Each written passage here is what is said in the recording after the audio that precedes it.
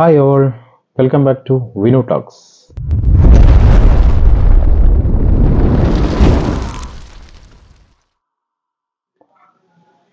തേൻ ഒരു ഔഷധമാണ്, അതേപോലെ നെയ്യും നല്ലതാണ്.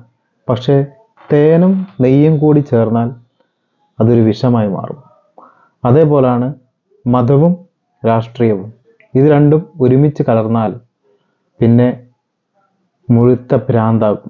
മലയാളി ഫ്രം ഇന്ത്യ എന്ന മൂവിയിലെ ഒരു ഡയലോഗാണ് ഞാൻ ഇപ്പോൾ പറഞ്ഞത്.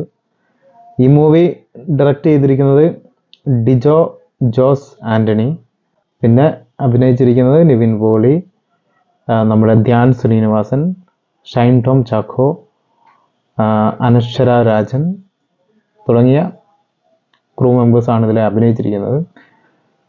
സിനിമയെക്കുറിച്ച് പറയുകയാണെങ്കിൽ ഒരു പൊളിറ്റിക്കൽ ജോണറിൽ തുടങ്ങിയ പടം അങ്ങനെ പോയി പിന്നെ ഒരു സൗഹൃദത്തിൻ്റെ ബേസിലേക്ക് അങ്ങനെ കൺവേർട്ടായി പോയിരുന്ന ഒരു മൂവിയാണത്.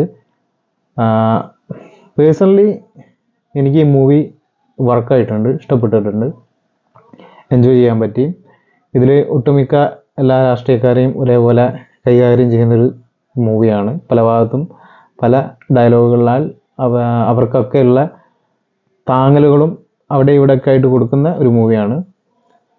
ഇതിൻ്റെ ഫസ്റ്റ് ഹാഫ് അതേപോലെ ആ രീതിയിലും, പിന്നെ സെക്കൻഡ് ഹാഫിലേക്ക് വരുന്ന സമയത്ത് ആ മൂവി വേറൊരു രീതിയിലേക്ക് കൺവേർട്ട് ചെയ്ത് പോകുന്നു. പിന്നെ അവിടെ കുറച്ച് ഇമോഷണൽ കാര്യങ്ങളൊക്കെ ലാസ്റ്റിലേക്ക് വരുമ്പോൾ അതൊക്കെ നമുക്ക് വർക്കാകുന്നുണ്ട്. നമ്മളെ കണ്ണൊക്കെ ചെറുതായിട്ട് നനയുന്നൊരു രീതിയിലൊക്കെ പോകുന്നുണ്ട്.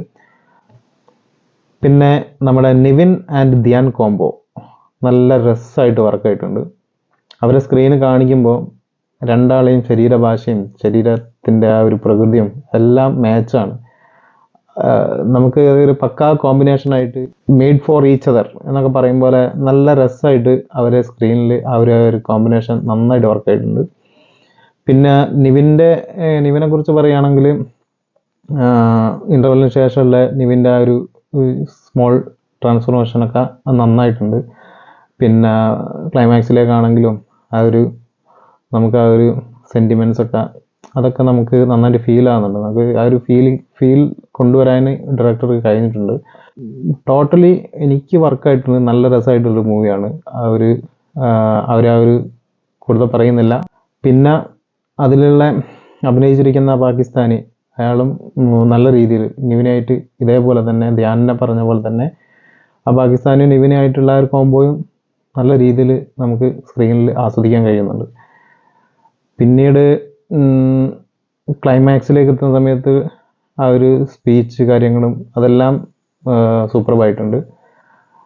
പിന്നെ ടോട്ടലി പടം നല്ല പടമാണ്, നല്ല വൃത്തിയുള്ളൊരു പടം, നല്ല വൃത്തിയായിട്ട് എടുത്തു. എനിക്കെന്തായാലും വർക്കായി, പേഴ്സണലി ഇഷ്ടപ്പെട്ടു. കൂടുതലായിട്ട് എടുത്തു പറയത്തക്ക രീതിയിലുള്ള കാര്യങ്ങളൊന്നുമില്ല, നല്ല പടമാണ്, ആസ്വദിച്ച് കാണാൻ പറ്റിയ നല്ലൊരു മൂവിയാണ്. എനിക്ക് ഒട്ടും തന്നെ ലാഗ് അടിച്ചിട്ടില്ല.